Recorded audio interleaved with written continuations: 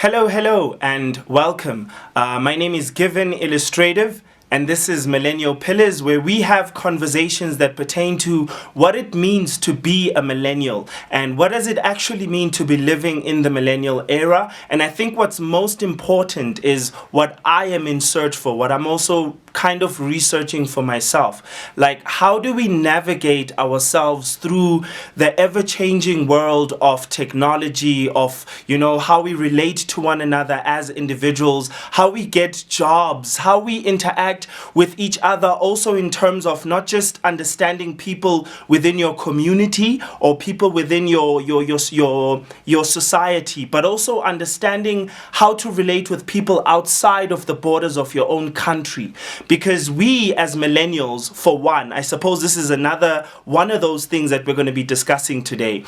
We live in a world that is cross-cultural, right? We interact with many different cultures. So today specifically, we're going to be talking about what is it that makes our challenges as millennials unique? What makes your challenges unique from the challenges that were faced by generations before you? So how are you so different from baby boomers? Why should your challenges be approached differently? Right? And that's a very important thing for us to understand as millennials, because when we have problems and we'd like adults to assist us with those problems, we need to help them understand us and help them understand the world that we live in. So in the previous video, we discussed before, and if you haven't watched it, go right ahead and watch it, because that's where we do an introduction of the things that and the topics that we'll be covering here on Millennial Pillars. And remember that Millennial Pillars is under the I Am Youth Movement,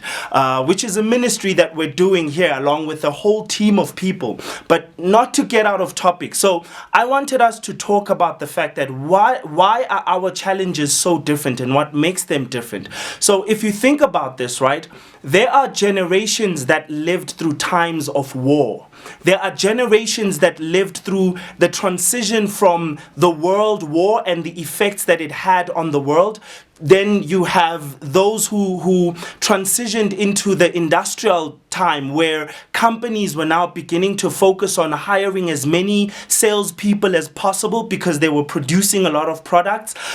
So what generation are we living in, and what makes our problems so unique?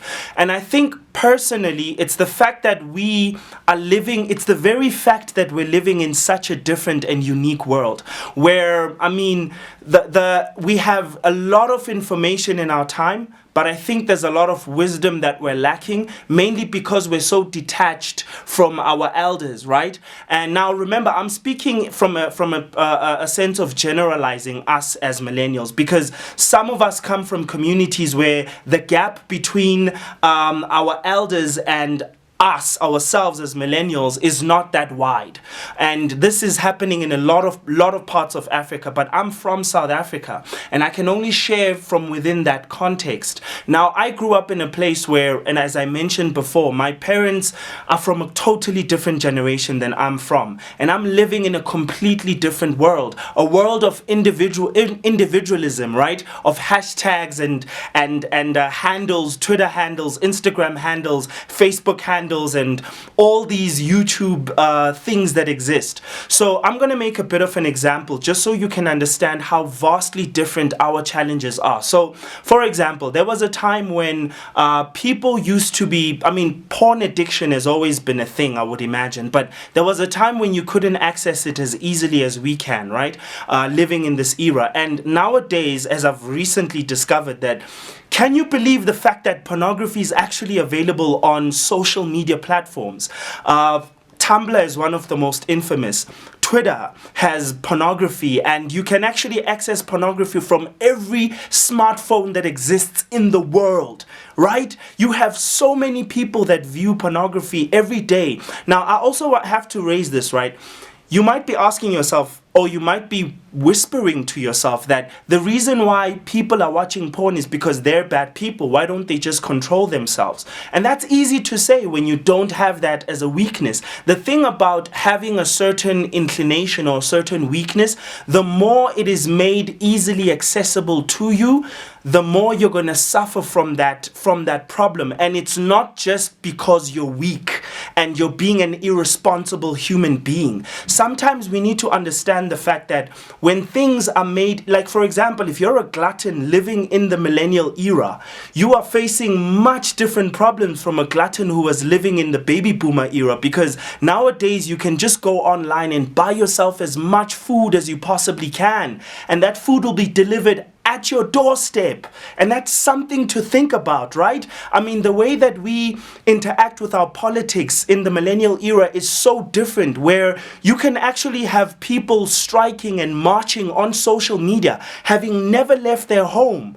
The way that we even approach our challenges is so different, and I don't know if that's a good or bad thing. That's something we will be discussing in future videos, but for now I just want us to understand that we live in a world where our challenges are different. I mean, not only just because of technology, but the way that we socialize as people has changed. I mean, you get people going out on dates and checking their phones every 5 to 10 minutes, right? And that has totally changed our social dynamics.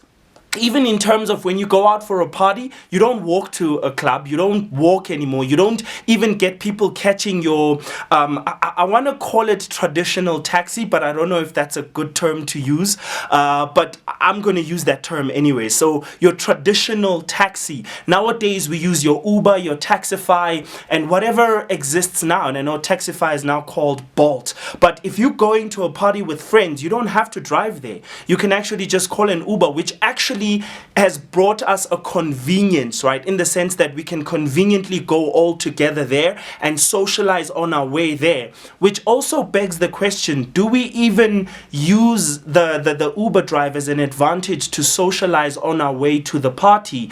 Or is it just another convenient ways of whoever was going to be driving can now open up their phone and also check their social media feeds, right? And here's another interesting one. I want to leave you with this thought, right? Which I mentioned in the previous video.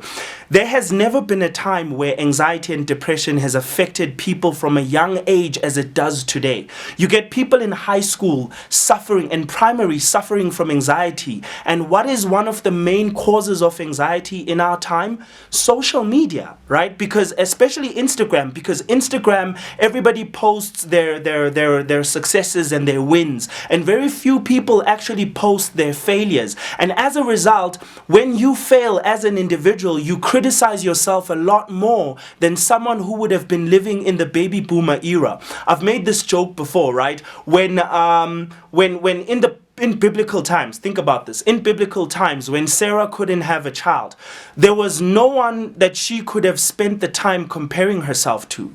I mean, that's a very important thought for you to have. She didn't have an Instagram where she could go on Instagram and see all these people having babies.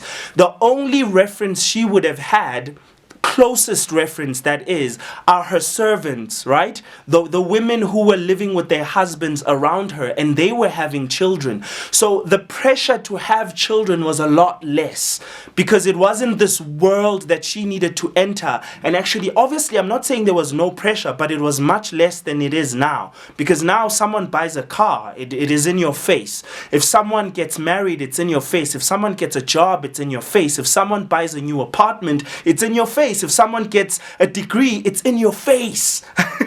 Right? So that's what I want to leave with you today, and we'll continue having these very interesting discussions about living in the millennial era and what it means for us, and what kind of a world are we building as millennials.